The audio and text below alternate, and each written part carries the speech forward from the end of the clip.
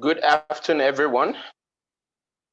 Welcome to the second session for today. Can you all hear me?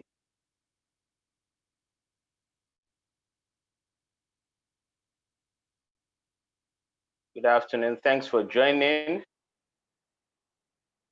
Just want to confirm, can we all hear me? Okay, great. Thank you, Obaseki Samuel. Welcome to the afternoon session for today. How's it been so far? Good afternoon, Ashe to Anthony, Comfort, Eziamaka, Felicia, Idris, Obaseki, Omotola. Thank you all for joining. Great to have you all here again.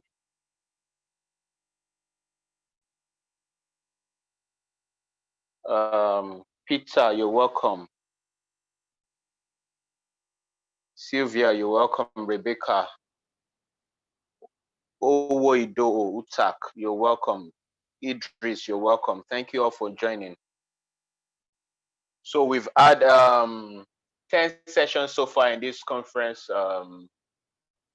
Trust it's been going well. We still have 20 more sessions to go, starting with this one. So I just want to quickly get some feedback on the 10 sessions we've had so far quickly. How has it been? If you would like to speak, you can raise your hand. I'll enable you to speak here so we can just hear some other voices apart from my own and the speaker's voice that we've been hearing. So if you would like to speak, any signify, raise your hand. Okay, great. Omotola.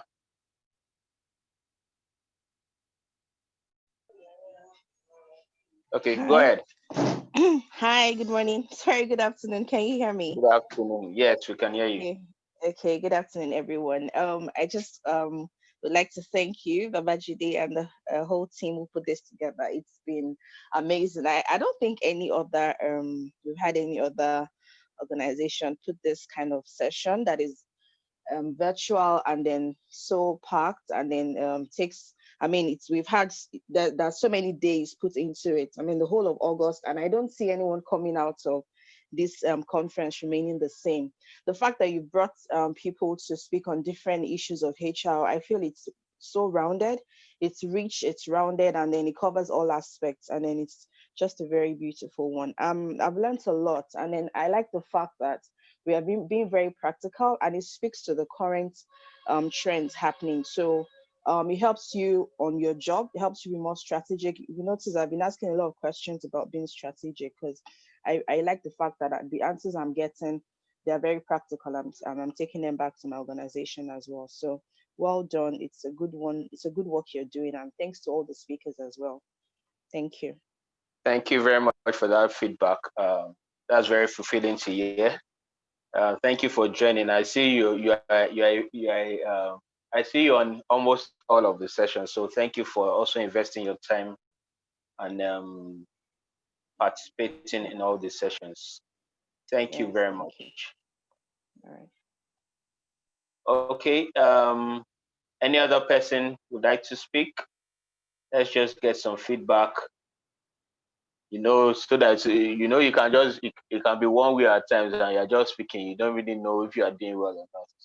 So let's hear from you.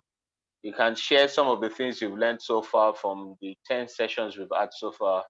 It's a good time to just check what we're doing, and then before we go ahead and move on to the other 20 sessions to see how well this has been going so far. So if you would like to speak, or if you would just want to share it in the comment section, that's fine. You can send it as a chat. If you like to speak, just signify, raise your hand, and then you'll be enabled to speak. Our speaker for today is on standby. Just give us a few more minutes for more people to join, and to also get some feedback. Then we'll go right into it. We are looking at retaining and developing top talent. And our speaker for today is the new dad, Emmanuel Abegunde. He'll be sharing with us shortly. I'll be bringing him up shortly, but first, um, let me look at some of the comments here. Okay, Obaseki Samuel says, exceptionally smooth learning ride. Very rare, well packed sessions, given the ones I have been privileged to attend so far. Thank you very much for that feedback. We appreciate you. You're also another frequent attendee here. I see you on almost all the sessions. Thank you for investing your time here. And our hope is that you take back what the things you've learned here, apply it on your job, and we are hoping to hear some feedback. Some, I don't want to use the word testimony so that it won't be like a Sunday service, but yeah, feedback from the results that I get from applying some of these things in your organization. Because the whole essence of this conference is to help us to impact the career of HR professionals and also transform the organizations they serve. So if we can do that, then we've reached our goal. So it would be nice to hear from you, from your application of the things you learned here. So welcome all once again for the 11th session of this conference. Okay, Julia says the sessions are power packed. I have invited my friends. Thank you for sharing. Thank you for inviting your friends. We appreciate that. Help us spread the word. Um, and we'll be glad to have more people join us here as we progress in this conference.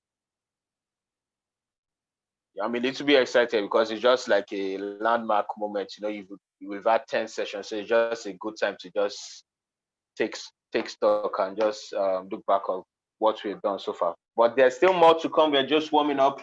Great speakers still coming ahead. Today we have Emmanuel Abegunde. Let's quickly meet him. Emmanuel is an HR professional with outstanding experience across several spectrums of the HR value chain, including but not limited to talent acquisition, performance management, organization development, rewards, learning, etc. Emmanuel, who started out in sales, branched into digital marketing before a leap into HR. Interesting. He has championed several HR projects for organizations in the construction, financial services, nonprofit, and consulting space. He is the founder of Human Resources Professionals Hub. That's a platform with over 4,000 members across the globe hosted on Facebook. He's also the founder of HR Leadership Academy, HR Leadership Class, and Genosco Professional Services. Emmanuel currently leads the HR function at Ario Technologies Limited, a foremost instrumentation engineering firm in Nigeria. Emmanuel will be speaking on retaining and developing top talent today at the tHRive conference. So with a warm welcome and a loud applause, let's welcome our speaker today, Emmanuel. Thank you very much, Babajide. You're welcome. When you were reading the profile, I was like, I don't enter. Thank you. Good morning, good afternoon, good evening to everyone everywhere in the world they are joining from. Um, my name is Emmanuel, like Babajide has said, and before I move on, I just want to appreciate Babajide and the entire management of Adulam Consulting for putting this together, and also for counting me worthy, to be part of the great speakers. So the small me among great speakers that are speaking at this conference. I have been attending also, though not all the sessions, because uh, I have someone disturbing me right now, but the sessions that I've been attending,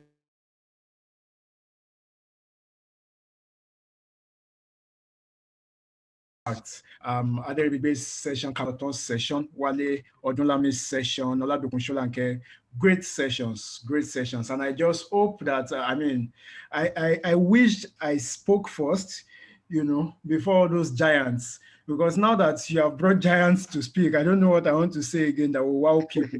But if I've spoken first, probably I would have been able to, speak from a comfort zone. But it's all good. Thank you once again, Babajide. All right, You're so welcome. You are being too humble. okay. I'll share my screen now, and Okay. we take it from there. Okay, so Babajide, please enable me. I think you need to pull this down first before I can put mine up. Okay, great.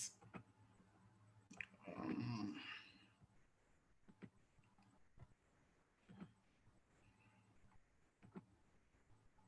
so I'll be speaking on developing and retaining top talents. And I mean, that's the entire concept of talent management in our world today. Um, Talking about the war on talents, like McKinsey published several years ago, and the book that was released around the year 2000, 2002, thereabouts.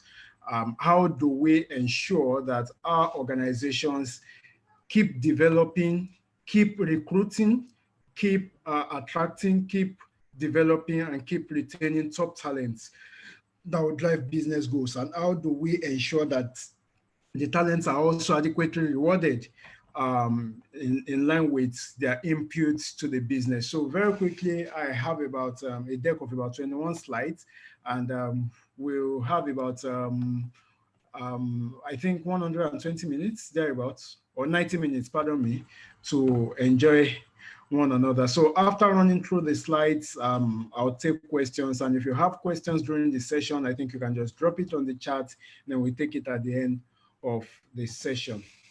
And I would like to start with what Lawrence Bossidy, the former CEO of General Electric, said. He once said that nothing we do is more important than hiring and developing people, because at the end of the day, you place a bet on people and not strategies.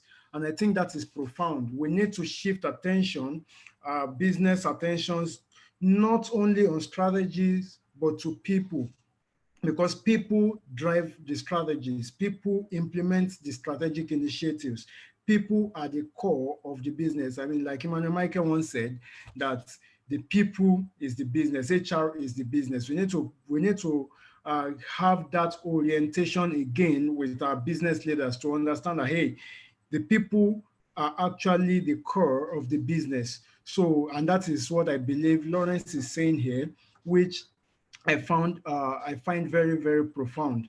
So also Lawrence's former boss, that's one of the greatest CEO ever lived, Jack Welch, said his main job as a leader is to develop talent. He is a gardener providing water and other nourishment to GE's top 750 people. Of course, he had to pull out some weeds too, talking about talent management, development, people development, and also, you have to exit some people, which is part of the norm of what we have to do as business leaders, as people managers, and as HR professionals. So development, if we look at these two quotes, we'll see that in between those words is talent development. So how do we develop our talents? How do we manage them? And why are we even talking about all of this at this time? Those are the things we'll be looking at out for in this session. So what are the issues that we have in the world today? 51% of employees are looking to leave their current jobs. That was a survey by Gallup in 2016. 47% of organizations report that they have had to replace over 20% of their workforce in the last 12 months. It means that about 1 of 4 people left those organizations in that year that the survey was taken. And another one says 46% of HR professionals say that retention is their greatest concern, followed by employee engagement at 36%. That's an SHRM survey in 2015.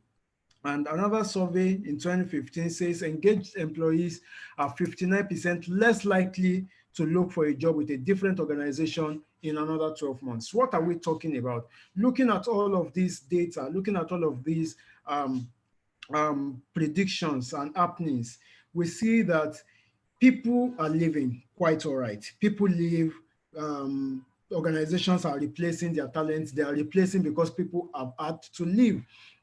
People are looking for new jobs. They are looking for better opportunities. But if you engage your employees, 59% of engaged employees say they would stay with their organization, and that is good. That is fantastic. If we run this survey probably in 2020, it may be a different story entirely because there's a lot of disruptions, around there. Wale spoke earlier and he talked about the fourth industrial revolutions. I think a speaker spoke yesterday talking about HR and the future of work, things around robotics and all. But in the center of all of this is the concept of talent management, whereby we have to attract the right talents, we have to develop the right talents, we have to retain the top talents. And these are issues for business managers and for business owners in this time and age. I say this time and age, I'm talking about VUCA world that we have currently. I mean, it is volatile, it is certain, it is complex, it is ambiguous, a lot of things around in last year it's Brexit everywhere. We are talking about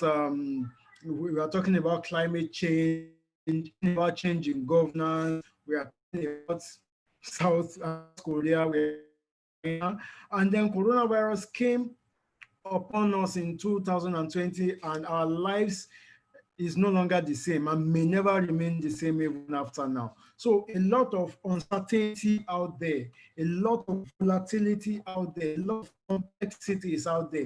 And all of these global occurrences, all of these global disruptions are affecting work and the workplace. They are affecting the workforce. They are affecting the work itself. They are affecting the workplace, and they are affecting the workforce. So the three W's, www dot, for those that understand what I mean by that. I mean, it's really crazy, if you allow me to use the word that way. And HR professionals, business leaders, HR professionals need to engage business leaders and start having conversations around how to properly develop our employees in order for us to recognize our top talents and retain them. Why are we talking about all of this? We're still discussing the issues. Okay, so I've explained VUCA. So this is the first module. Why are we discussing all of this? We'll get there. So, but before we go there, we need to understand who a talent is. I mean, we hear talent, talent, talent. I'm a Christian, and if you read the good book, sometimes you'll be like, okay, talent, that's my innate skills and all. But in the context of people management, that's not what we are talking about. In the context of business management, talking about, we're not talking about just innate skills, purpose and things like that. No, but we are talking about the top people that are strategic towards the attainment of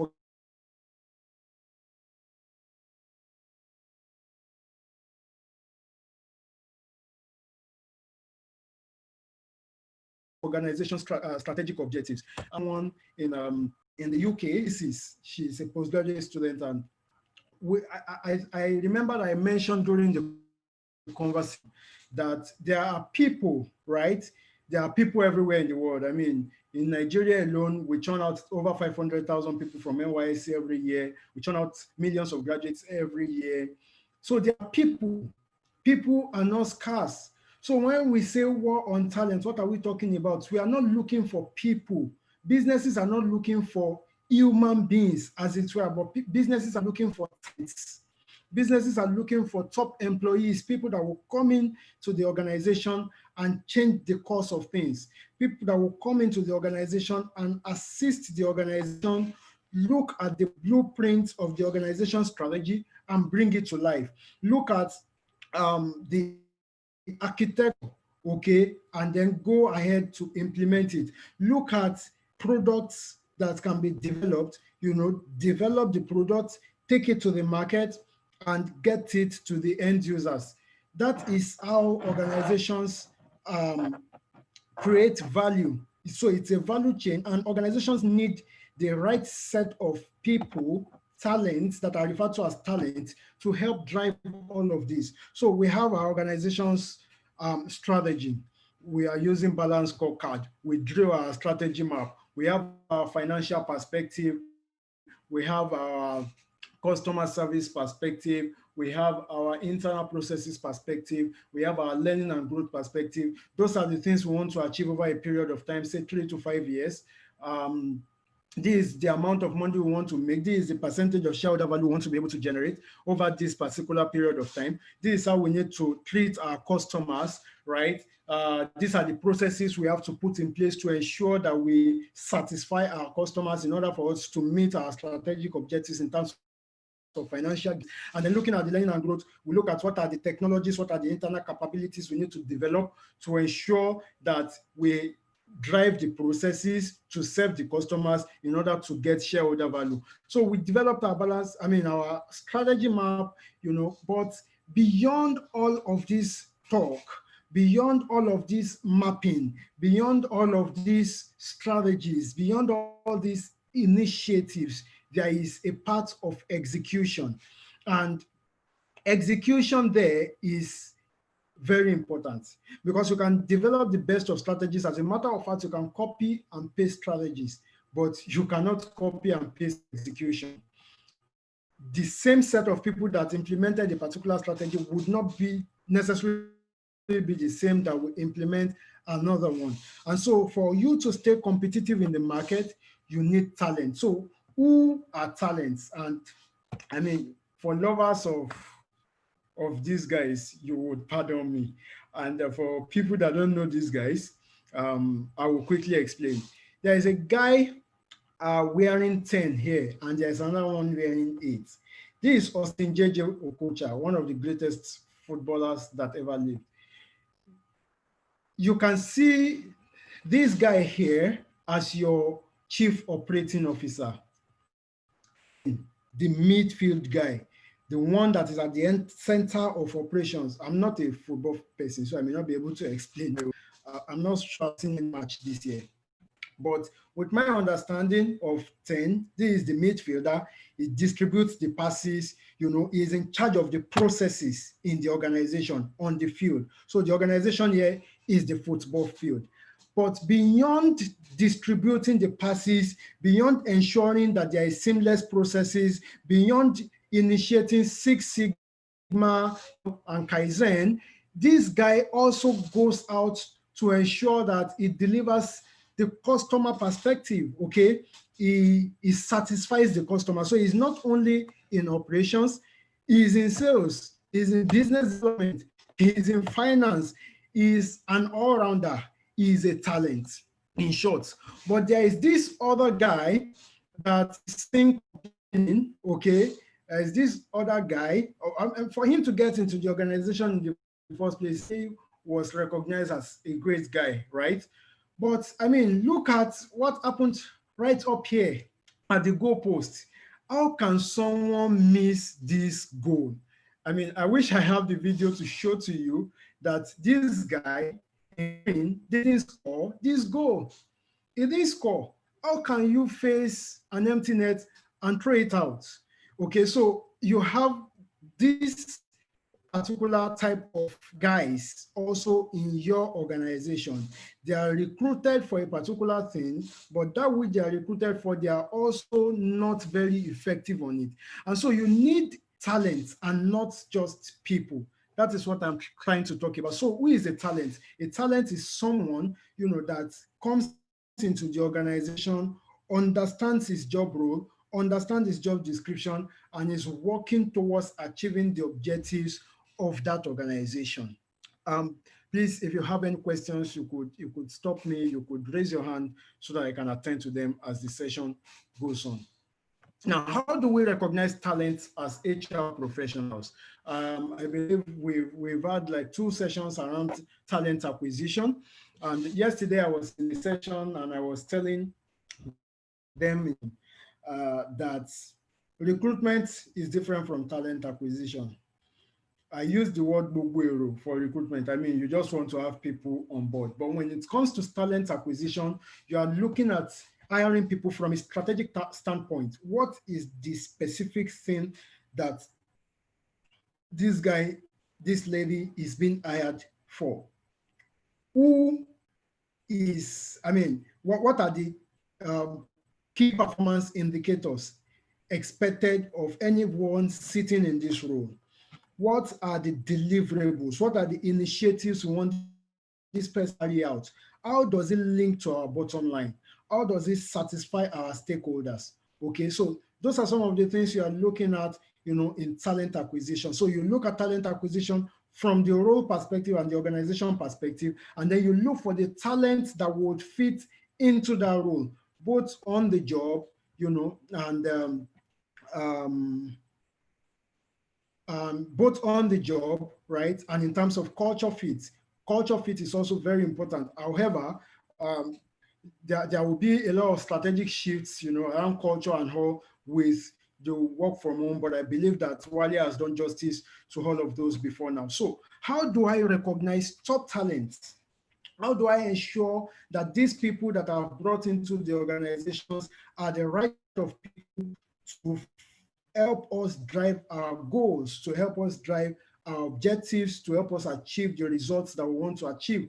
So we have the 3x3 grid, okay? And this grid is actually a very good one. I mean, in performance management, we use it a lot. It is called the performance potential grid.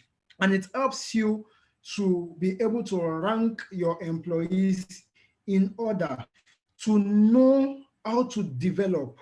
Okay, so when you are able to use this map to place your employees, you know what to do.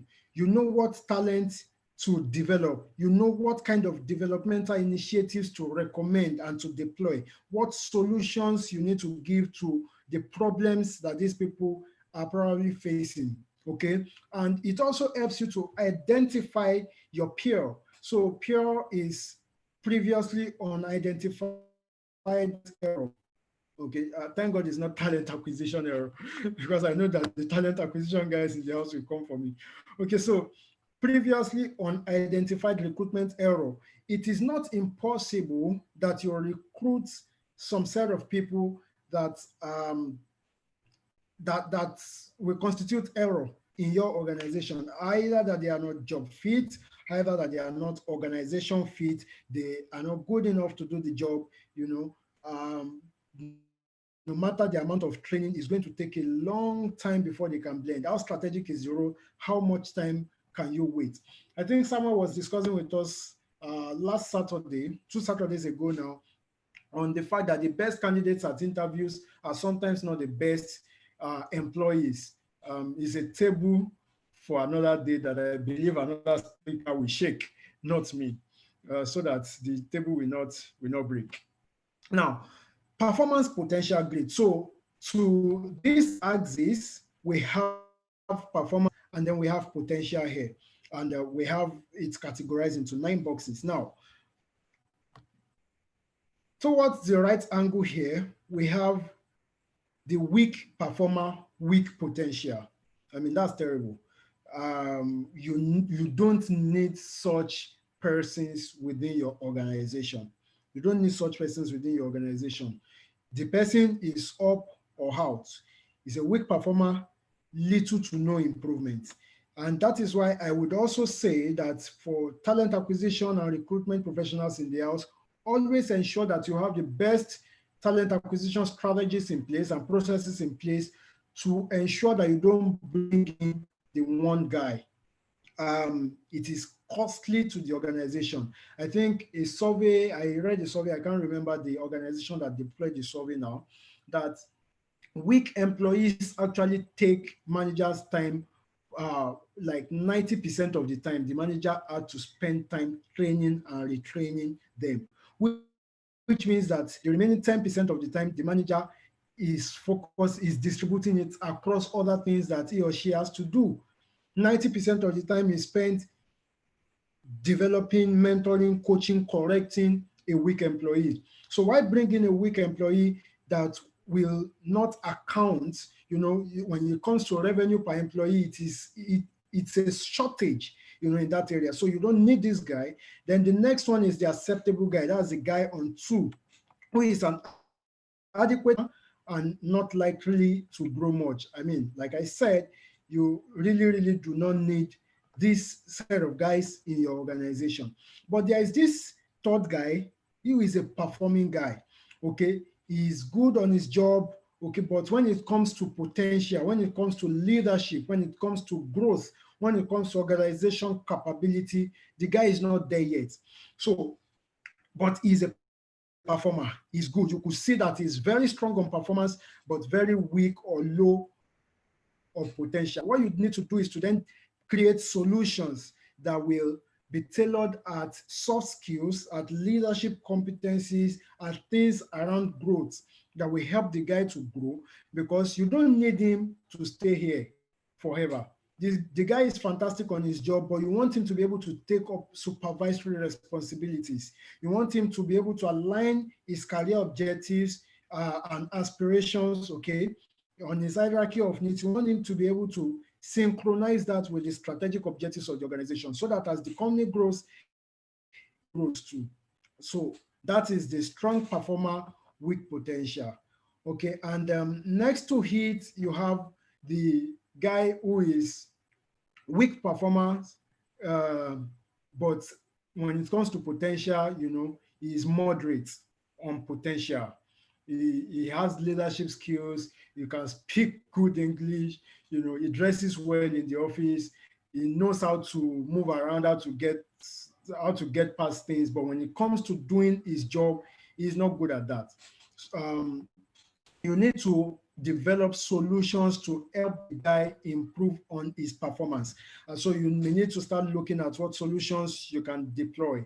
We are talking about developing talent. So this guy is weak on performance. What are the areas of weaknesses in terms of his job? Is it that he is not in the right job? Okay, so if we do job rotation, can we see his areas of strength and probably help him to get there, since he's showing good potentials?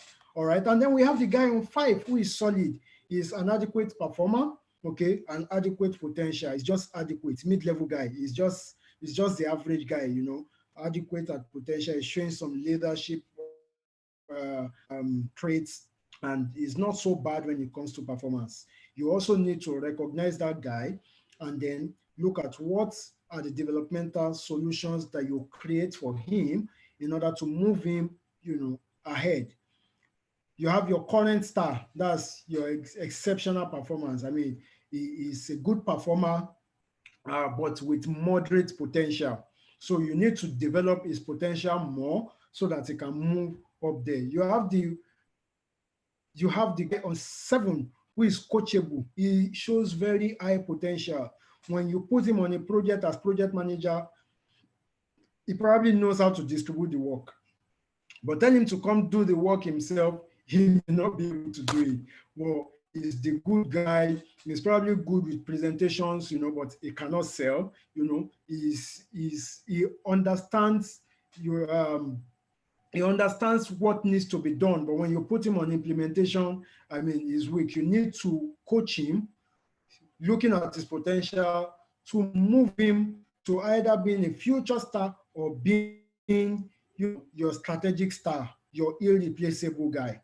And then the guy on 8 is an adequate performer. It's adequate at performance, but he has very high potentials, very high on potentials, moderate at performance. You need to also understand what you need to do, what are the areas of gaps that you have identified to move this guy to strategic star. That's your irreplaceable guy, your exceptional performer and great potential. That's your hyper. That's what we call it, high potential, high performer guy. You want to ensure that you have, in the next slide I'm showing, you want to ensure that you have more of these guys within your organization, the guys that fall into this grid within your organization. So you prepare them for future roles, you plan your succession around them, okay? You plan your developmental trainings around them, you plan your projects around them, so you make them project managers so that they can develop the skills and competencies that are needed to fulfill the strategic objectives of the organization. So that's how to recognize talent and develop them. You would notice that in all that I said, development is key. These guys are already in your organization. All you need to do is to understand what are their areas of shortcomings, what are their areas of interest. So you need to do a lot of surveys. You need to ensure that your performance evaluation and monitoring system is tight enough to be able to recognize all of this. And you can do that, you can recognize that through daily performance feedbacks. We don't wait till the end of the month or the end of the quarter or the end of the year to give feedback. You give feedback, you give kudos on good performance, you correct on poor performance, and you are documenting all of this, you are monitoring them, and you are developing solutions to ensure that these guys move from point A to point B to point C, and they continue to grow and advance till you get that exceed expectation, from them. You don't want guys that just meet expectation. Organizations don't grow that way. You need more of guys that exceed expectation. So going by the Pareto principle, for instance, you need those 20% of your workforce, that will contribute 80% of the value. You need to know that those 20% actually dominate your organization, if you understand what I mean. Okay, so, and that is why development is very key to ensuring that you are getting it right when it comes to attaining your objectives as an organization. Okay, so I'll move on. I'll take the questions later. Now, why is talent retention? Why are we talking about retention time? Why is retention important? Why do we want to retain our talents? Earlier, we have been able to distinguish between talent and people. Okay, we've seen high performers. We've seen what it takes for you to be an high performer, high potential. Those are the kind of people we are looking for in organizations. So after I have recognized my future star, my strategic star, my moderate performer, moderate performer, moderate potential, what I need to do to ensure that I retain them? What are the things I need to do to ensure that after developing those solutions and implementing them on my guys, they don't leave the organization? Okay. On our HR groups, we see a lot of things. Guys, help me.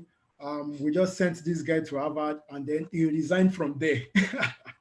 So these are things that are happening in several organizations. Okay, you sent your employee abroad for a very expensive training, and the guy didn't come back.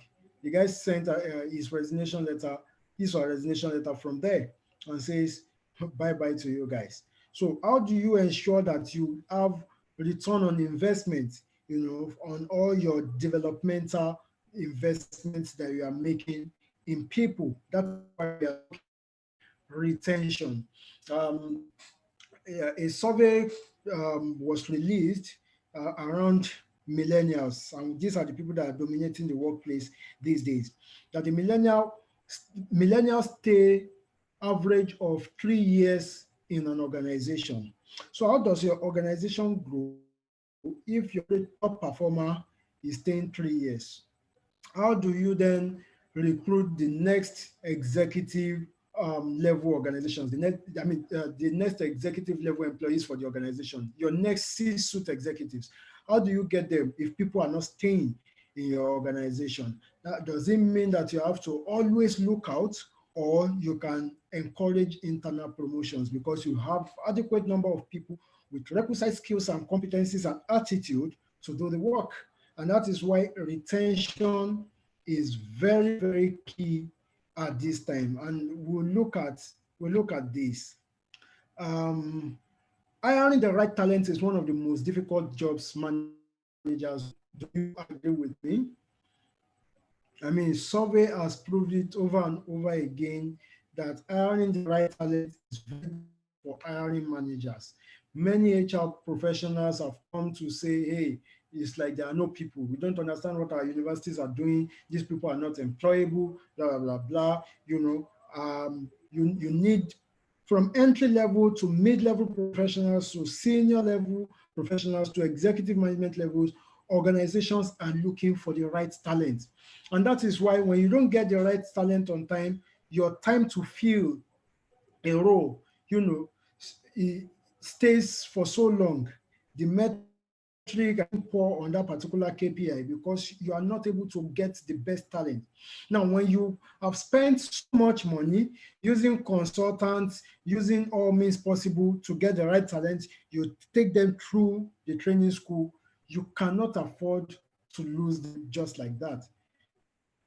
It costs some organizations as much as 5 to 10 million to recruit and stabilize an entry level employee, between 5 to 10 million on an annual basis for only one guy. So imagine we have hundreds of such people within the organization. As an HR person, you will be called a waster if at the end of the year 60 to 70% of them have left. So what do you need to do to ensure that you keep these people?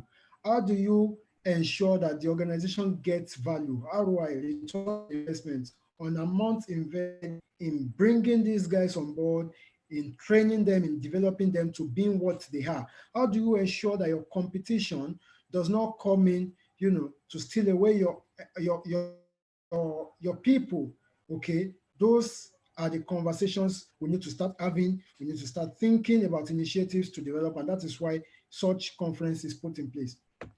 Secondly, 1 in 4 key talents would leave their current employers within the next 12 months or 2 years.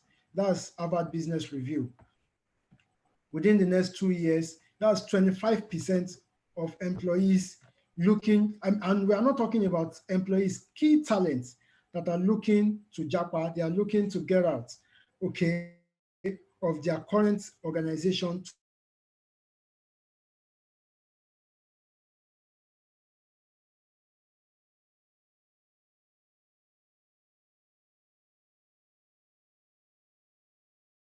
is why organizations are and about 680 billion is estimated for 2020. That's a lot of money across several organizations. That's a lot of investment.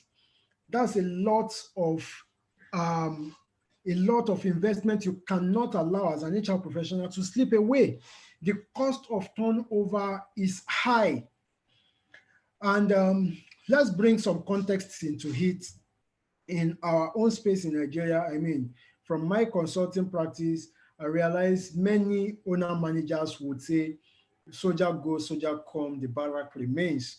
Whether people go or people don't go, the organization remains. So they can go if they like.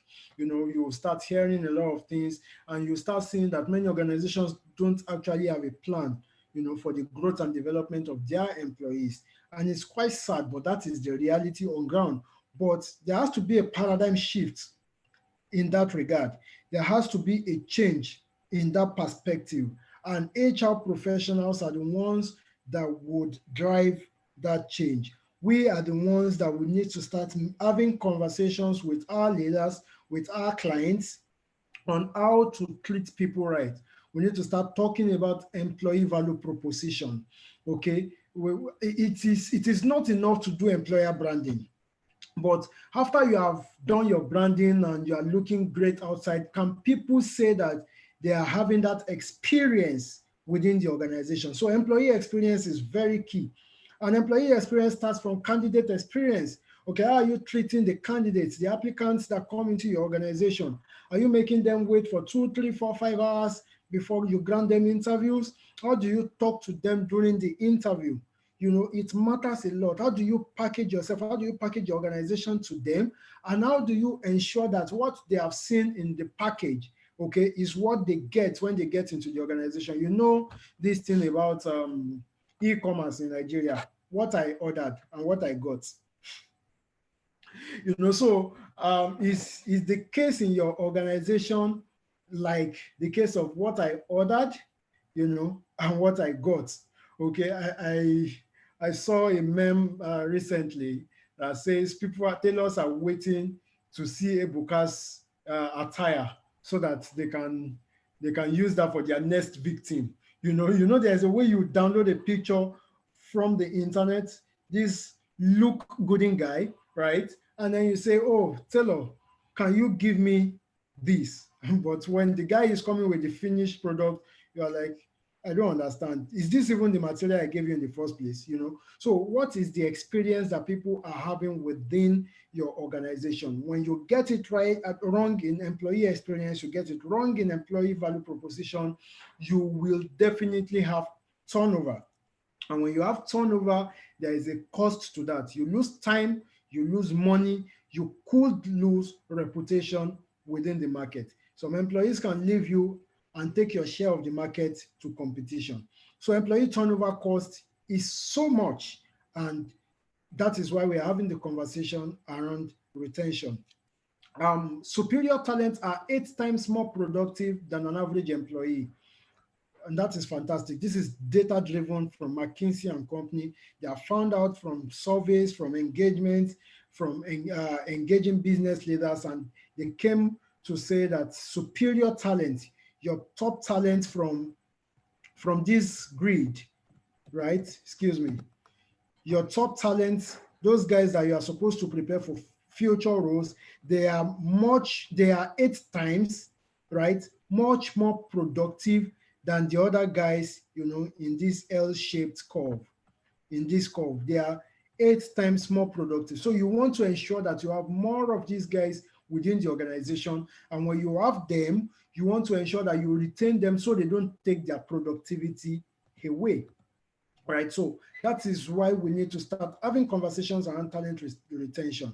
And this is a chart showing a relationship between quality of talent and business performance, productivity gap between average performers and high performers by job complexity. So employees job complexity that is low, we have 50%. Medium complexity, you are getting 85%. High complexity, you are getting 125%.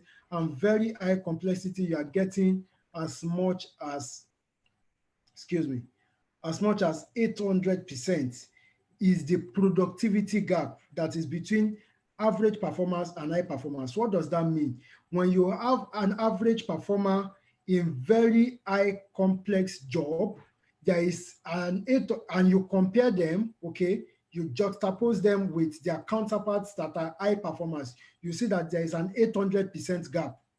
And so you don't want to put your average performer, right, on jobs or projects or activities that have very high complexity.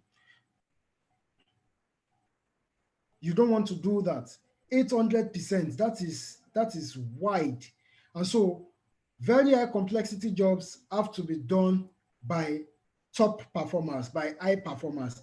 And of course, in every other role, there is such gap. In every other type of job, depending on the complexity, there are gaps everywhere. There are gaps everywhere. And with the way the world is moving, VUCA, like we said, uncertain. You don't know whether there is going to be a vaccine tomorrow and things will return to normal. You can't say whether your competition is going to bring up a kind of technology that will change the face of how you guys do business, and that can take you out of business. There is a lot of uncertainty out there, and so you cannot play a game of card with your talents. You want to ensure that those guys that you have recognized as key talents don't leave, because when they leave, it will take time for you to develop new ones. You may never be able to develop new ones. So you imagine you have medium average performers doing your high complexity or very high complexity jobs. You will definitely lose out on the speed, on the excellence that you are supposed to deliver to your customers. When you don't satisfy your customers enough, you lose your market share. And so it is important as HR professionals to develop our talent and to ensure that we develop initiatives, we develop programs, employee engagement and experience programs that would make them stay in the organization. Before I move forward, let me quickly take one or two questions. I could see that there are questions. Babajide, I hope that is fine. I could take questions now, right? Yes, go ahead, please. Okay. So someone says, how flexible is the definition of talent? To what extent would you agree that it is not about who a talent is, but having the skills and expertise to identify and manage potential talents? Trying to get the question. To what extent will you agree that it is not about who a talent is, but having, so it is not about the person. Like I said, okay, so bringing it back to talent acquisition. Thank you, Samuel, for this question. Bringing it back to talent acquisition, we have to think about talent acquisition first and foremost from the role perspective, from the job itself, before we then think about who fills the role. And when we are talking about talent, it is not just about the person. We are looking for the skills, the competencies, the attitudes, okay, that this person possess. So, I mean, we have what we call the KSAOs, right? Knowledge, skill, ability, and others. Those are very important. So it is not about the fact that, hey, it is Emmanuel or it is Samuel. No, but what skills, take it back to your competency framework, for instance. You get a job brief, right? You look at the organogram to ensure that, okay, what you have in the brief is in alignment with what is in your workforce plan and your organogram. Then you look at what are the specifications, the job specifications, very important. Who needs to fill this role? What does he or she need to possess in terms of skills, in terms of qualification, in terms of competencies, in terms of attitude, in terms of abilities? What are those things that is required to do this job? So you look at that from that perspective, and then you ensure that when you are bringing in people, you bring in people that fit into what you have designed in your organization. That is the way, that is the only way, as far as I know, okay, to escape hiring a recruitment error into your organization. You know, you start saying that I know, and we thought about it, you know, and things like that. So you need to be flexible, right? You need to be flexible, but you need to also, as much as possible, you need to have your policies, your processes in place to ensure that you check what does it mean, what is talent in the context of your organization. Who is a talent? What does it mean to bring such persons into your organization? How do you recognize them, right? Where are they? Where are your talents? Where do you throw your net to catch the relevant fish that you want? And when you get them, you develop them, you give them, so there is requisite knowledge in them, and then you develop them, sharpen them some more to be what you want them to be in the context of your organization. I believe I've been able to answer your question, Samuel.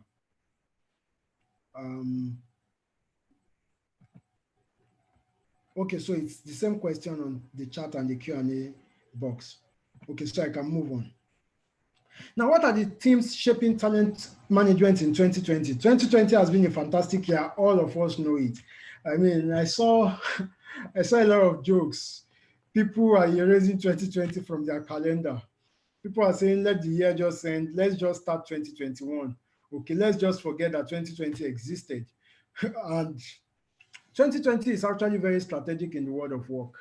And we need to see it from that perspective. It is not a wasted year. Whether we see it as wasted or not, the truth is the year is here and we are passing time. So what are you doing with the time day in, day out? How are you measuring your naira and kobo? Okay, your pound and shillings in your organization, penny for penny. How are you doing your cost accounting, your people accounting within the context of your organization? Whether you like it or not, there is 2020, FIRS will come at the end of the year, Inland Revenue Service will come, you know, pensions will come, you know, NSITF will come, ITF will come at the end of the day. So it is not a wasted year. We just need to look at the year it is dynamic. How do we reinvent? How do we reimagine our business process? How do we reimagine our strategy?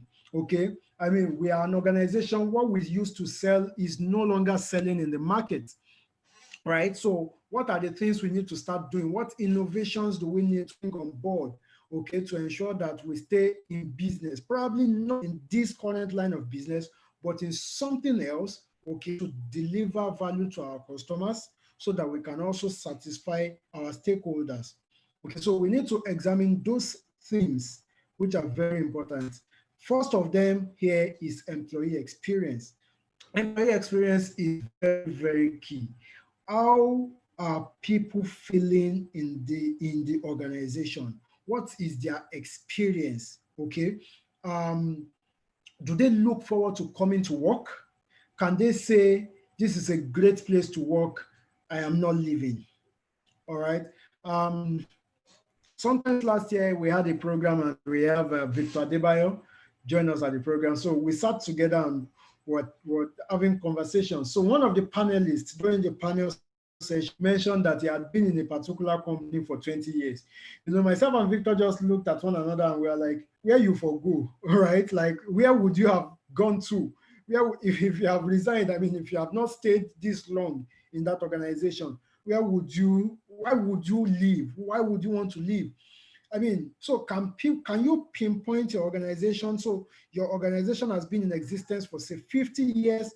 How many people do you have currently in your organization that have stayed 10 years, that have stayed 15 years, for instance? So people are still staying 20 years, people are staying 17 years in organizations. And a lot of times, if you have stayed 3 years in your organization, leave. Maximum 5 years, leave. Leave to where? If I have everything that my organization, if I have everything from my organization that I need from a career perspective, because that's what talent management is all about, the strategy of the organization, the career perspective of the employee. How can you marry them together? That's talent management, right? So if my experience in this organization is actually what I desire, system is there, the opportunity for growth is there, nobody shouts me down, the environment is not toxic, I am adequately rewarded, why would I need to leave such organization? Okay, and that is what is happening, okay, within the space of organizations that are retaining their talents. There are many organizations, I'm talking about global organizations, that their exit rates, that's turnover rate, employee turnover rate, is 1 to 2%. Global organizations. So why are people not leaving? Is it because of the absence of job, because there is great employee experience? Survey has revealed that when you have great employee experience within an organization, people stay. Some people will leave, yes, but are your top talent staying? That is the question, right? So employee experience is a big one in 2020. Coronavirus is out there. Are you forcing your people to come to work every day, passing through Third Mainland Bridge in the midst of COVID, partial closure of the bridge, closure of many roads, when actually the work can be done remotely? So there is a case of you not being able to do the work remotely, that you have to come on site. There is a case of the work can actually be done remotely, but we are forced to come to work. A friend, I was having a conversation with a friend, and it's quite rather unfortunate. An IT company, you know, they said the leadership of the organization said everybody must report to work. They must come on site. Why actually the work can be done from home? So they resumed like many other organizations did, and they had a COVID case in the office. The thing went bad. NCD asked everyone in the organization to go for a test, and then many of them actually came back positive. Now they had to shut down the organization and revert to remote working. So why do we have to get to that level, right, where we are forced, okay, before we take initiatives and before we can give our people superior value and employee experience? Remember that as HR, your customers are the people within the organization. As much as you have external customers, you have external clients, you have internal clients, internal customers that you have to satisfy. So while you are delivering superior value to external customers, you must ensure that internal customers that are providing that value are also receiving the same in terms of employee experience, in terms of reward, in terms of benefits. Okay. Another thing is cost management. A lot of organizations are losing out, people are not buying what they sell, people are not buying their products or service because of what is happening out there. I mean, for many organizations that are into luxury stuff, many people are cutting down. I read something yesterday that 20% of new entrants into Harvard University have deferred their admission, looking at it from a business perspective. So, I mean, why do I have to pay 36,000 per semester when probably I can get about the same value for less? Or, I mean, I don't have the money now. Let me see if I can do some more stuff, and by 2021 we'll come back to it. So while people are managing their costs, organizations that have lost money are also managing their costs. Organizations that are making money at this time also are managing their costs, because you don't know how long this is going to be for. You don't know the exact disruption that will hit your industry. You don't. A lot of opportunities came out of the coronavirus, but a lot of businesses also shut down. I mean, you can imagine cinemas, for instance. It is not enough that Netflix and many other movie sites came on board, in the last few years. But then coronavirus came, and we had to shut down the malls. We had to shut down the cinemas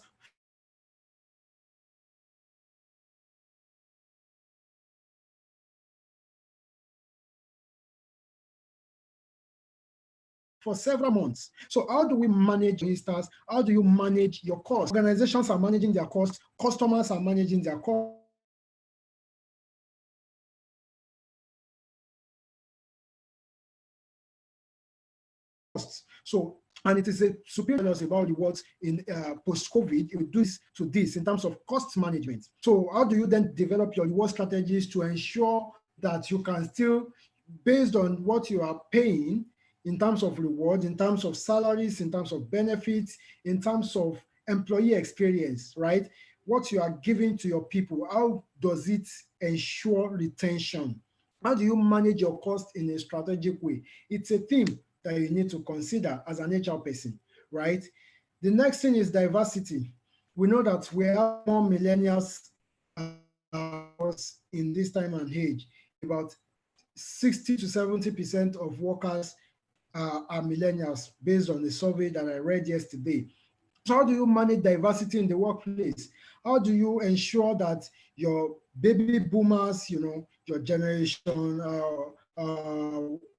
X, how do you ensure that they are not exposed, right, to the pandemic unnecessarily? How do you ensure that you deliver the right values, to these people, these generations of people within your workforce? How do you also bring in people from different cultures and marry them, right? How do you ensure that you implement things around the gig economy, whereby you have employees working for you, okay, but they are not directly on your payroll, as it were. They are probably in Singapore, they are in China doing stuff for you, crazy developers doing stuff for you, developing your products, product managers everywhere in the world. But you are because there is collaboration within the system, you have a collaboration tool that you are using, right? How do you ensure that you manage communications and diversity there? So how are your processes? What are your policies, okay, like for remote working? Agile, agile. Agile is no longer about project management. We have brought agile into HR, and agile has come to stay. And it is a principal theme shaping talent management, shaping the way we work in the year 2020 and beyond. So how agile are your initiatives? Agile, flexibility, speed, prioritization, economics of scale, using less to do more. Those are the central things around agile. So how flexible are you to allow some things in order for, to allow some strategic initiatives to play out? How do you prioritize what you need to do? So you have a scale of preference. This and this and this and this is what we need to do. These are the resources available to us. How do we then bring in agile to eliminate the things we don't need to do in order to optimize our processes and optimize our results? How do you deploy economics of scale? Okay, scaling your business, looking at eliminating the things that are not priority for the business at this time. As finance, as project management, as everybody is thinking agile, HR needs to think agile. How do I ensure that I attend to employees' requests speedily? uh, how do I ensure that I that used to be, I will get back to you, HR, now gets back to you like with immediate effect? One of the things I created before the coronavirus broke out and then we had lockdown in my organization was chatbot. So I developed something and then frequently asked questions, things I know that employees would ask about frequently. Then I created those questions and I put answers to them. So when such questions come up, a bot is answering them immediately, quite a number of them. So even if my employee goes online to our portal, and logs a complaint, he or she is seeing how to navigate even at 3 o'clock a.m. when HR is sleeping. That is, I believe, agile. Okay, it is not about I will get back to you and you never go back in 2 weeks, but you provide help, you provide support to ensure that your people, the people that you are managing, the top talent in your organization, have the best of experience that they probably thought they would not get elsewhere.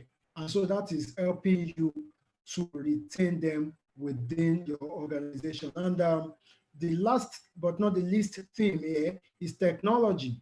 I mean, organizations that averse to technology before now, those that are not buying the right technology, many of them had to then buy it, at an expensive rate. Technology has come to stay in the world of work today. And I tend to see artificial intelligence, I tend to see robotics as partners, business partners. Okay, they enable us to do our jobs more effectively. Okay, so I need to call out a data, I use my SQL, I get my data no matter how large it is, within 2 seconds, querying my data. It has come to technology, such improvement in technology has come to help us. Okay, so what we then need to do in line with talent management is how do we upskill our employees to be able to develop or use the right technologies that will help us to do our work easily. How do we redesign our processes? How do you do process improvement? How do you eliminate waste? Okay, by bringing in technology to assist in doing your work better and faster. Things around automation. How do you deploy automation within the context of your organization? Okay, so those are themes that you need to consider, and these guys have come to stay. So it is either you innovate or you are out of the market. So as an HR person, how good are you with technology? How technological savvy are you? Right? So that when you are having conversations around the table, you can speak to technology, you can talk about what other organizations are doing, and then you can make recommendations on what your organization needs to start doing as per technology. So those are some 5 themes that are shaping talent management in 2020, and we need to bring them into our consciousness, look at them in the context of our organization and industry at large, and then realign our strategies to ensure that we are ahead, okay, and not behind. It is better for you to be ahead of everybody else, that there is no technology to even drive your innovation. You are waiting for the technology, right, than for you to be a latecomer, because we are talking talent retention, we are talking cost management, we are talking talent management here. Now, let's look at this. Remember, we are still talking about why talent retention matters. So we are talking about, this chart shows shortage of talent in the year 2020 in millions. And then we looked at different parts of the world, in advanced economy, that's in Europe, in the United States, looking at China, India, and Sub-Saharan South Africa, okay? And when we look at in Europe and China, these are advanced economy, we are looking at 16 to 18 million people on the average in terms of shortage of talent in these economies. So what this means is that there is going to be a lot of jobs coming up, but with no right talent to fill them.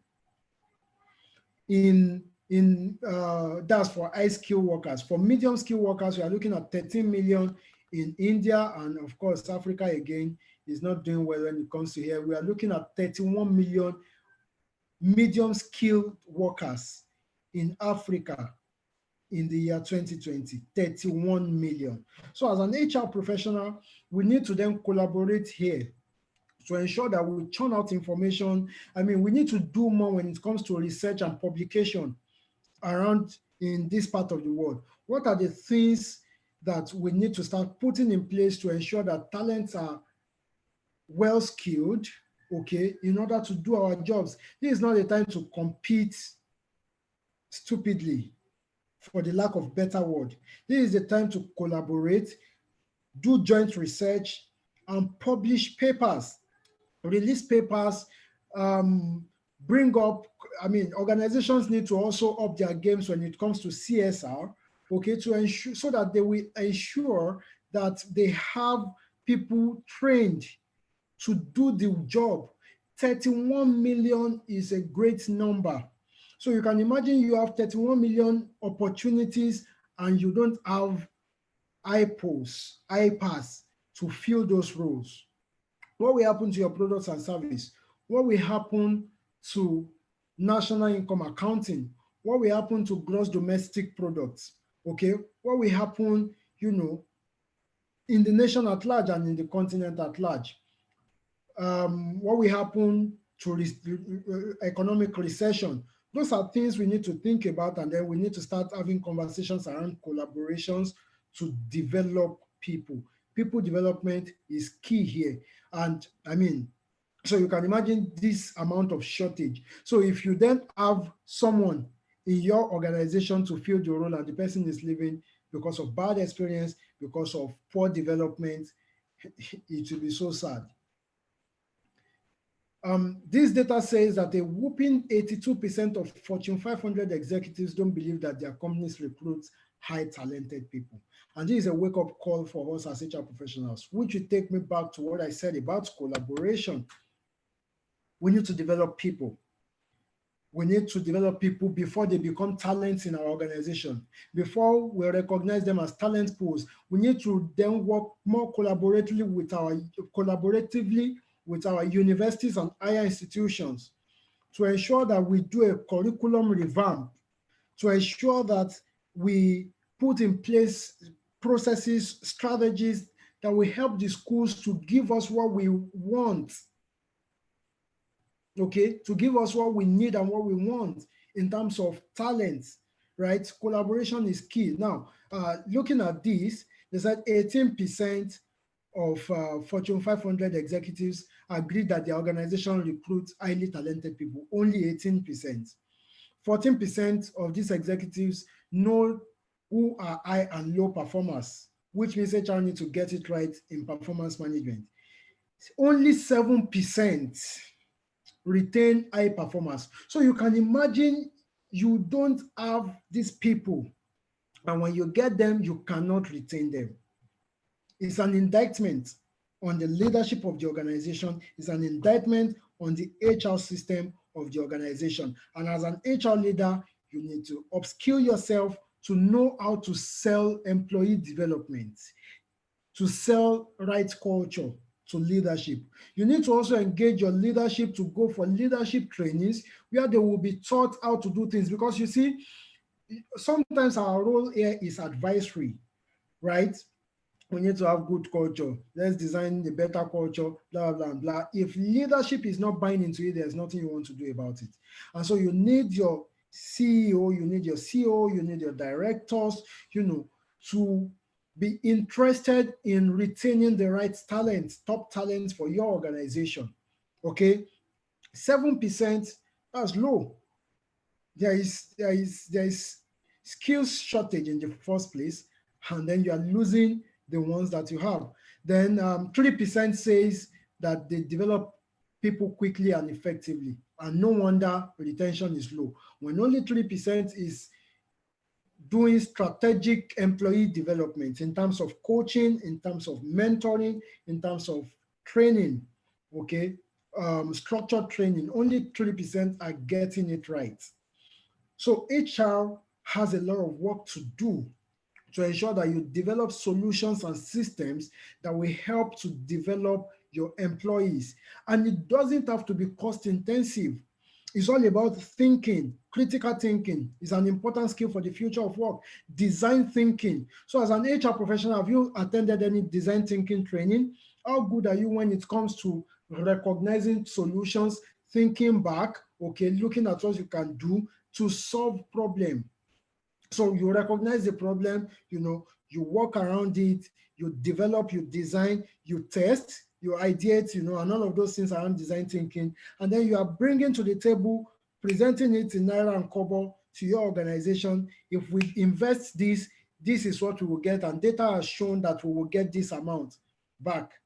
We will be able to retain our top performers, and this will help us to maintain our share in the market at this also rate, and we'll be able to attract more people, top talent from competition, probably, that will help us to drive our business to the point where it needs to be.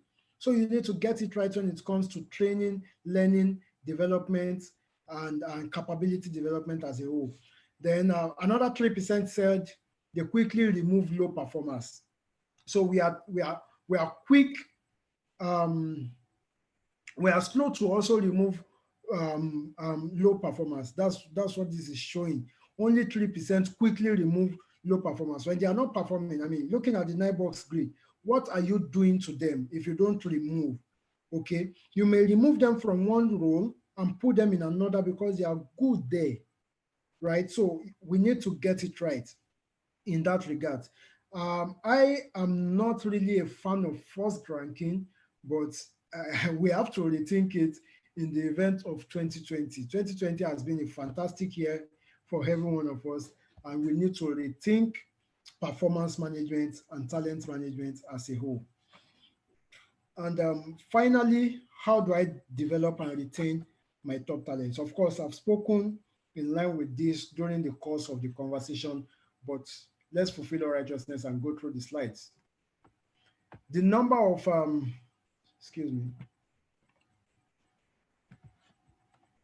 percentage of employees that are satisfied with their companies deliver great leaders. So 89% of employees are satisfied with their companies when they deliver great leaders. Many people would agree with me, and survey has shown it, a lot of publications have come that people leave managers and not organizations. You leave your leaders most of the time and not organizations. Many people work in high-paying organizations and roles, but then they leave that organization to take a lower-paying job in an organization with lower brand identity in the market. Why? Because of the level of toxicity in that organization. So 89% say that they are satisfied with their organization, they are engaged in their organization if they have great leaders. So what is leadership index within your organization? Are your leaders inspirational? Are they supportive? Do they empower people? Are they focused on people development? Do you have a plan for your people? Very important. When you don't, if you see that you don't have inspirational leaders, you don't have supportive leaders, then you as an HR person, you need to start having conversations around this. sponsor them to trainings. I mean, develop trainings, okay?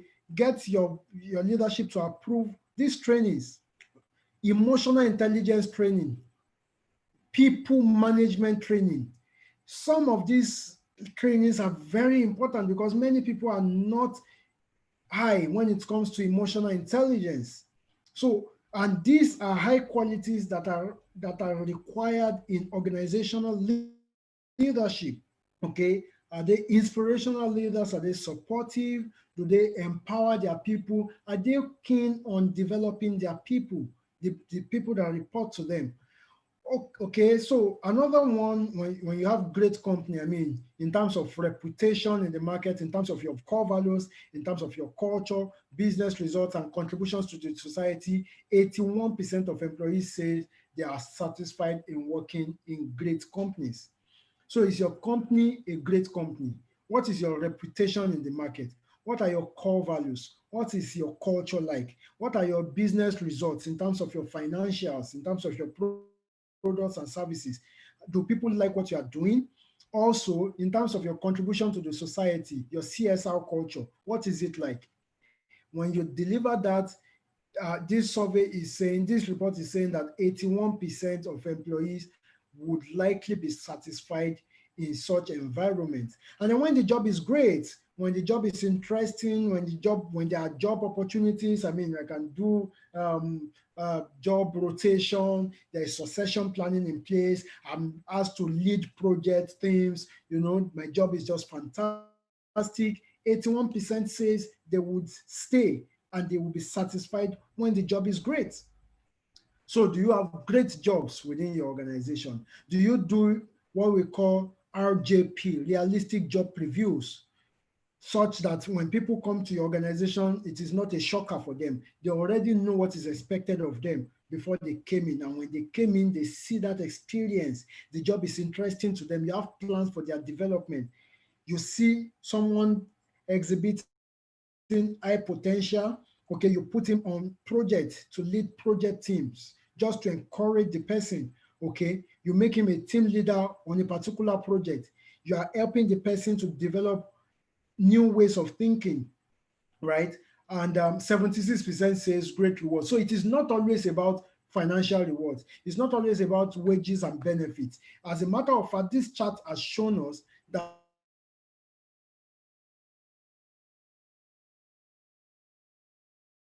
financial reward, there are many things that are non and retention, okay? Great leadership, great company, great job, ranking higher than great rewards. So, of course, I'm not saying that you should do bad reward system within your organization because your rewards have to be competitive.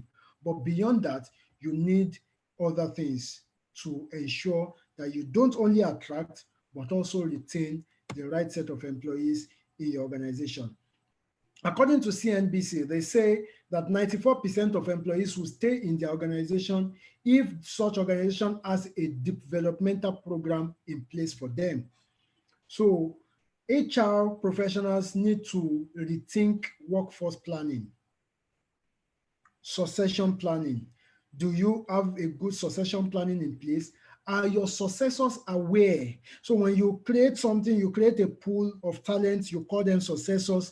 Are they aware that they are successors? If if the lady is not aware that she is going to be succeeding her boss or that you have a great plan for her, she would go.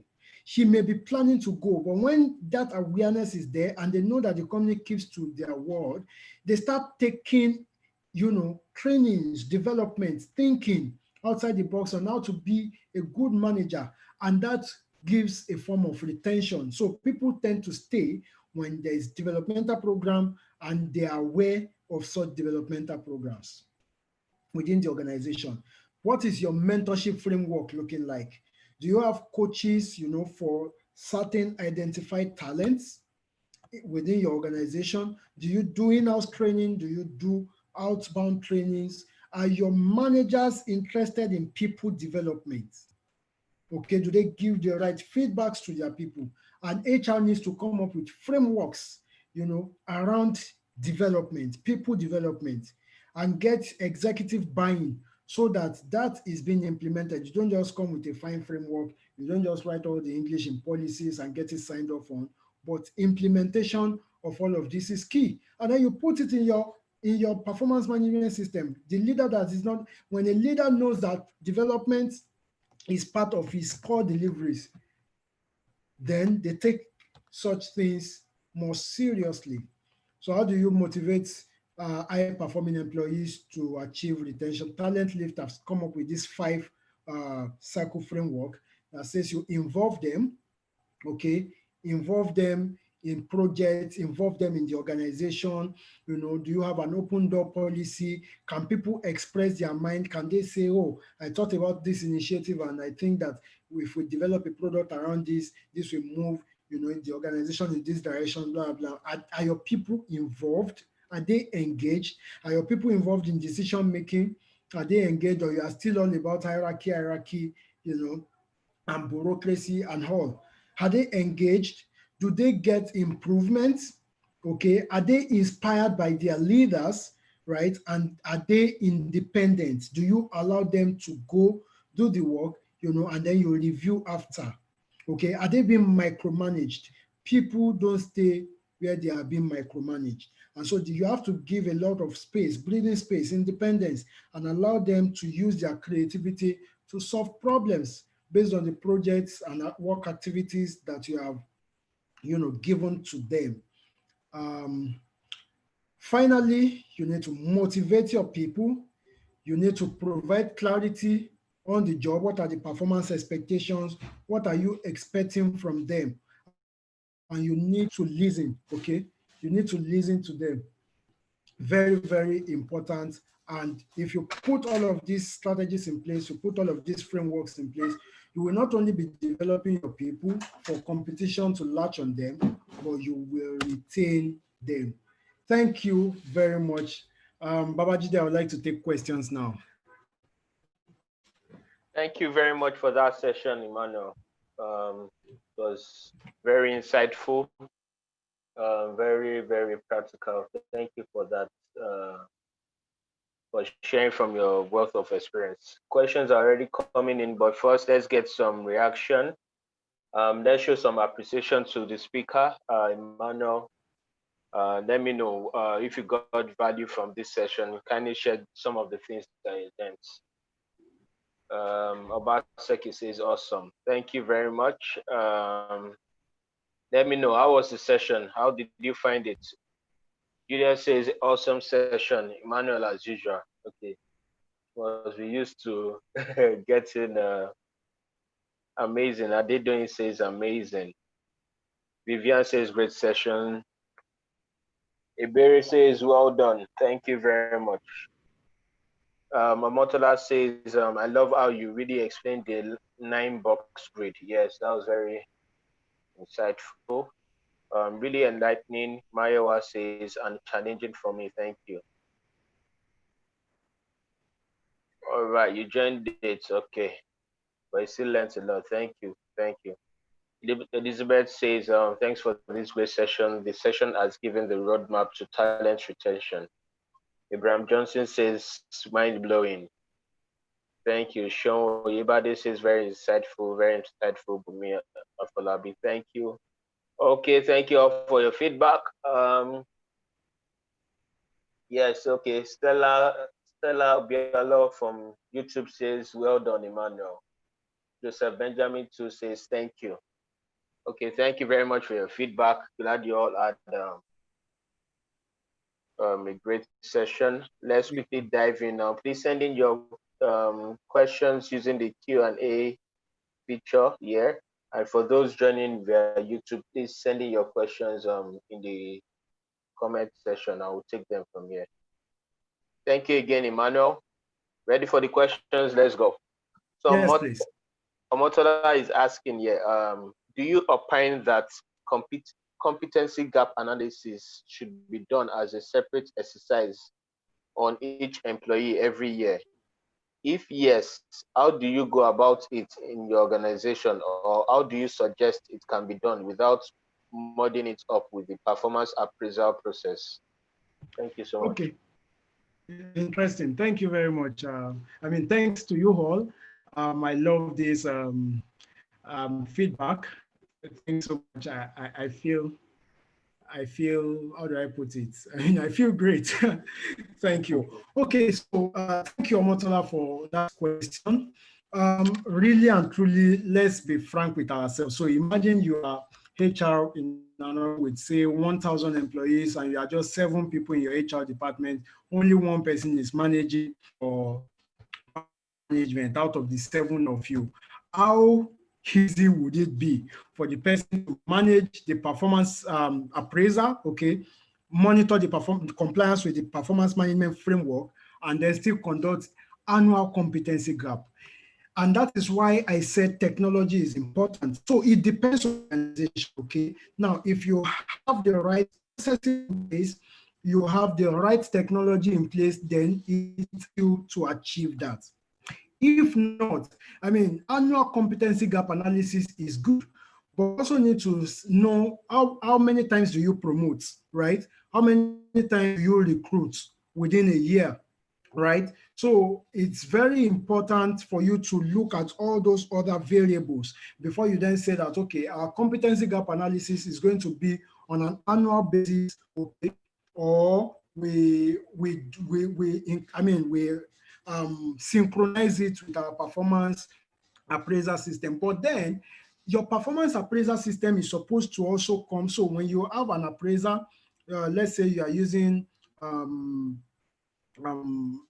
tool, right? An online tool or a software or Excel, whichever thing you are using.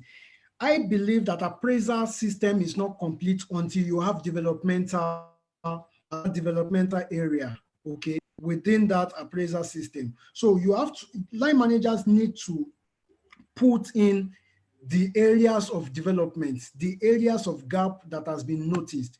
And that way, even if you are not conducting a competency gap on a regular basis, it helps you to understand the gaps. You look at it vis-a-vis the performance feedback on their KPIs, okay? And then you are able to develop a solution to the gap. So really and truly, I mean, if you have the people, you have the people resources now in your HR department, and you have the supporting technology to drive it, you can do it as many times in a year if possible. But when you have just 2 people in an HR department with over 200 employees or 100 and something employees, you know, I'm trying to bring it to the context of what I've noticed in Nigeria. Okay, I mean, I manage over 100 staff.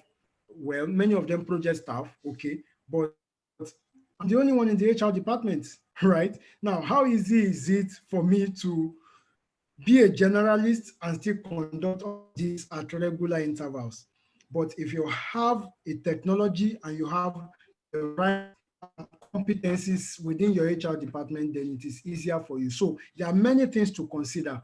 However, I think if your performance management system is strong enough and your appraisal system is all encompassing enough, you will still get the right data for your competency gap and competency mapping, if that answers your question. Okay, I think just to provide more light, she is asking a follow-up question that I meant that do you opine that CGA should be done as a separate exercise from performance appraisal?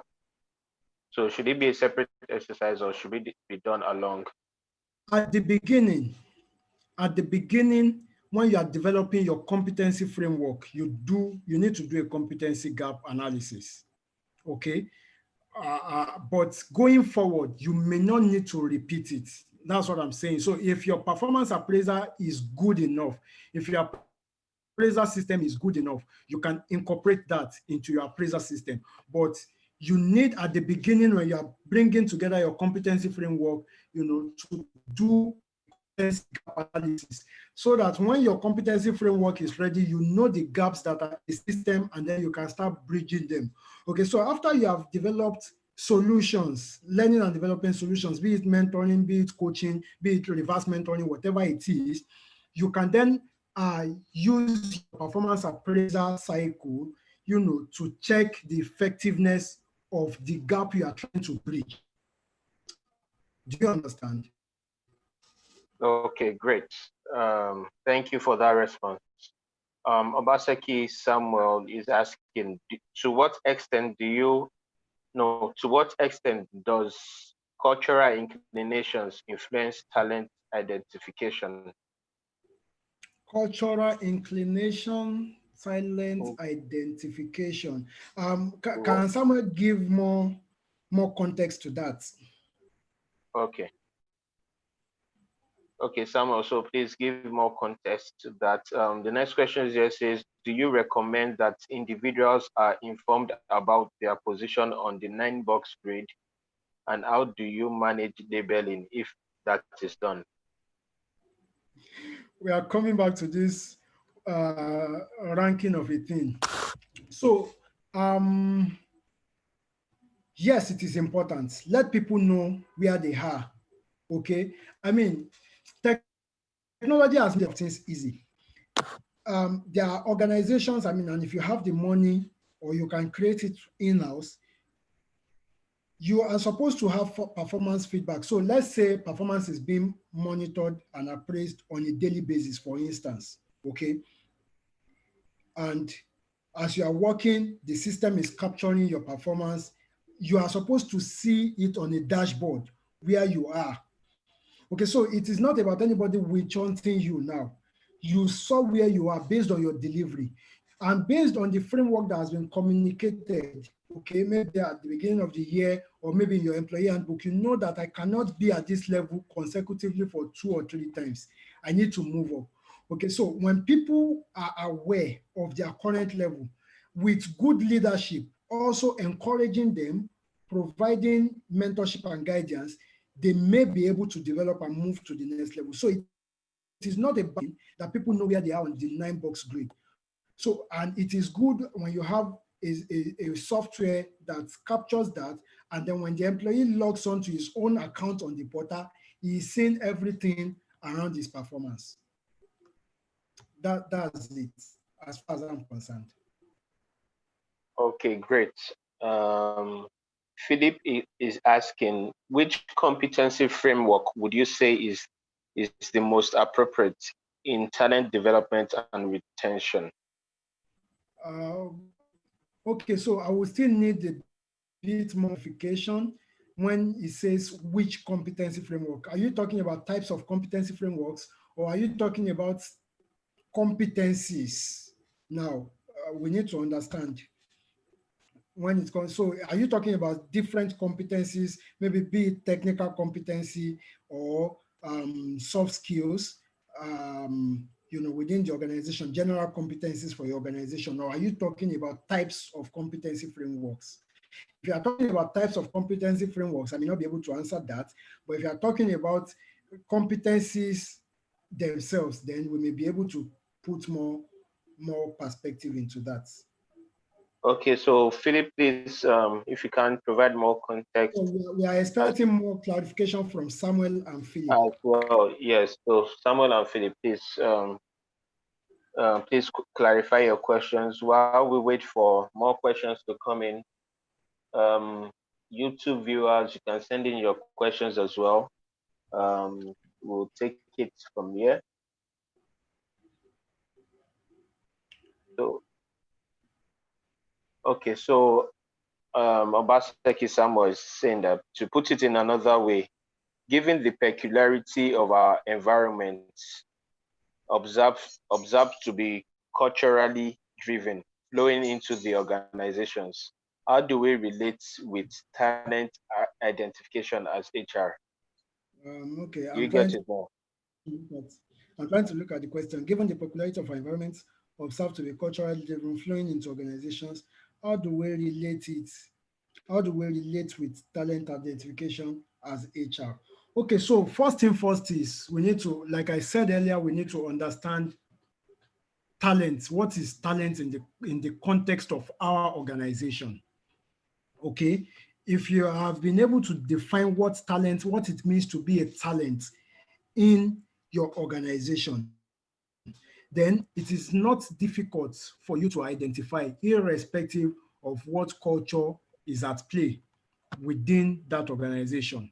Okay, I mean, all you need to have is frameworks, and systems that define what it means to be a talent. So at each level of your employment, at each level of your growth, what do you need to do? What do you need to know? What competencies do you need to possess? And what do you need to achieve in terms of performance? Your 360-degree performance, your core role performance, okay, in terms of your core job. What are the things you need to have achieved in those areas? So when you have such systems, irrespective of the culture,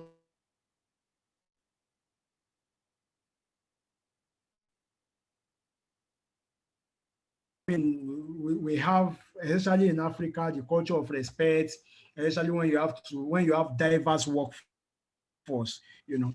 When I say diverse, generationally diverse, you have the baby boomers, you have the millennials, you have this and that, you know, within the context of the organization. What you can do is to put a system in place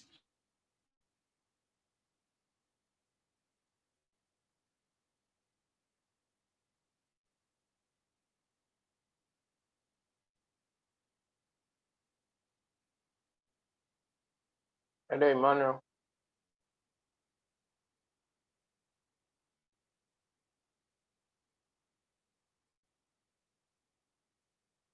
Emmanuel, we can't hear you.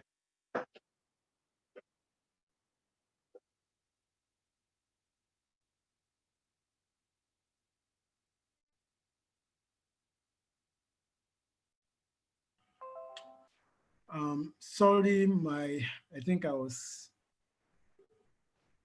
network Oh, was bad, but I'm back. So okay, we couldn't did hear you you hear very well. what I said about creating systems and frameworks to determine what talent means and how to recognize the talent within the context of an organization? Okay. Um, Did you get that? yes, we did. Okay. Okay. Okay. There's a question. I think this is a question from the chat session. It says, just wondering the practical tool that can be used for objective recognition of talent, as shown in the nine grade box, without being subjective. So, is there a particular tool that you can recommend? Okay, so I don't know any tool. Probably if anyone knows, you could just drop it. But most of the time in my work, because I'm also very interested in product management, I tend to develop what I want, okay, in my organization. And that has also helped me. I mean, I've created my own HR information system before, and I'm not talking about Excel. I'm talking about a software that was created. So most of the time when I look at a problem, I tend to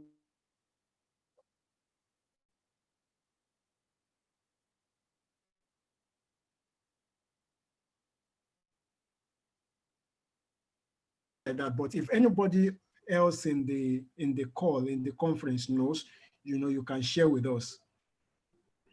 Okay, great. There's another question here from Omotola. How do you advise one can manage a member of your team that is long-serving and understands the culture and people of the organization better? I think that's better, and understand the culture and the people of the organization better. And you need him on your team for this reason, but it does not show the potential to handle more senior roles and does not catch on with new innovation, especially in the new world of work. Okay. So, how do you advise? That's where development comes in.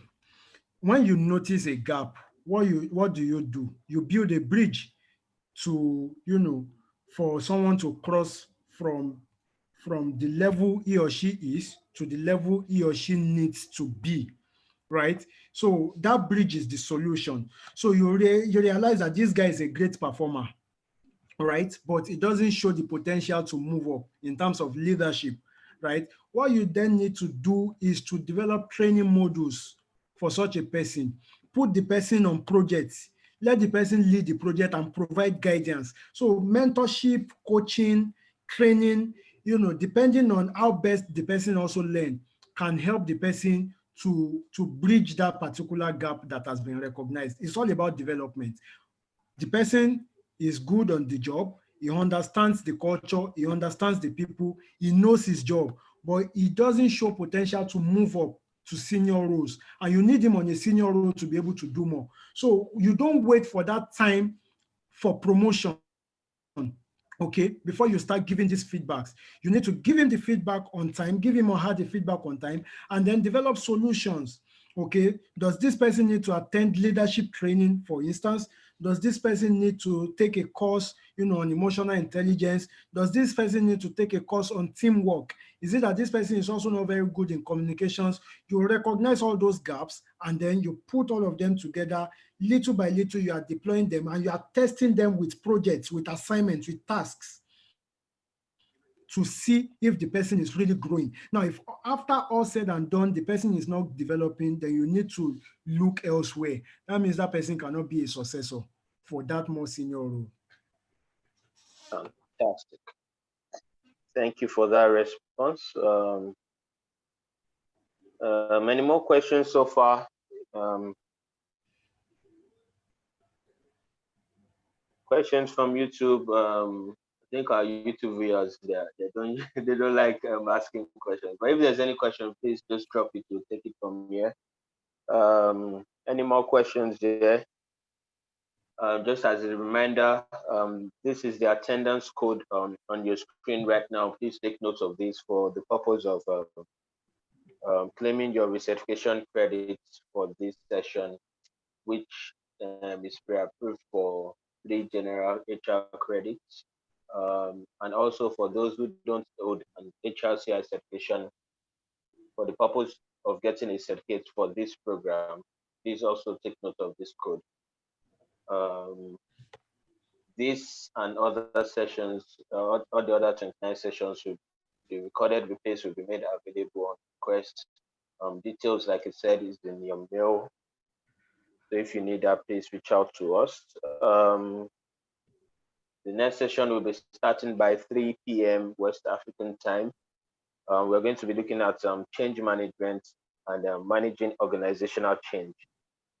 It's going to be taken by Omo Bolande Adesonya, joining us from Canada. So please tune in. That session has been pre-approved for 3 business credits. So if you hold the SPHRI certification, please look out for this session. Is starting in just over an hour. We'll be glad to have you all here again. Still to come, over almost 20 more sessions. Okay, 19 now. We're done with this. We'll still be looking at, we've been talking a lot of strategy. So there'll be a session for translating strategy into actionable plans, taken by Faith Akintunde next week, Saturday. We'll be looking at people analytics, total reward management post-COVID, building a high-performing organizational culture. Still a lot to look out for. So please, there's still one more session for today, last session for this weekend, and there's still more sessions to come over the weekend. We still have speakers like Shegun Akiode, Faith Akintunde, like I mentioned, Tunde Success, Oshideko, Stella Obiolo, Bumi Nwabweze, Bugbemi Atimomo. Many speakers still to come. Dorothy Tunde Ajala, Osumban Konde, Kama Aderibigbetu will be coming back on the last weekend. Still a lot to look out for, still a lot of learnings. We're going to be looking at other areas of HR as well that we haven't touched on so far. And there's still a lot more in stock for us. So thank you for joining this session, but I encourage you all to also join more sessions to come. And let's just have some conversations on what we can do and how we can create solutions for our organization. Okay, any more questions? If there are no more questions, we're happy to round up here. Thank you for joining. Thank you once again, Emmanuel. Thank you for that session. I'm sure we all took one or two things away. We'll be looking forward to your feedback. please share with us some of the things you learned on this session. It will be great to hear from you all. Thank you once again. Thank you, Bomi. Thank you for everyone that joined. Any parting words, Emmanuel? Okay, thank you very much once again, Babajide. Okay, so for parting words, I would just say that um, the new normal is here. It is new and it is being normalized. We should be flexible enough to adapt to all that is happening. But beyond adapting, let us also be ahead of the curve. Let us ensure that we are ahead in our initiatives, in the programs we are developing, because a lot of things are changing and you don't want the change to affect you. Okay, you want to be ahead of the change so that when it does come, you are prepared, to adapt, and to be ahead. So staying ahead is very, very important for us as HR professionals. That is one of the ways in which we can drive values. And I believe that 2020 can still be a great year for many of us.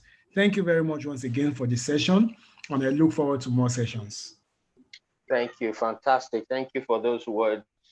See you again in just over an hour for another session on change management and managing organizational change. Very pertinent for these times that we're living in. Looking forward to seeing you all there again. Thank you for joining. Goodbye.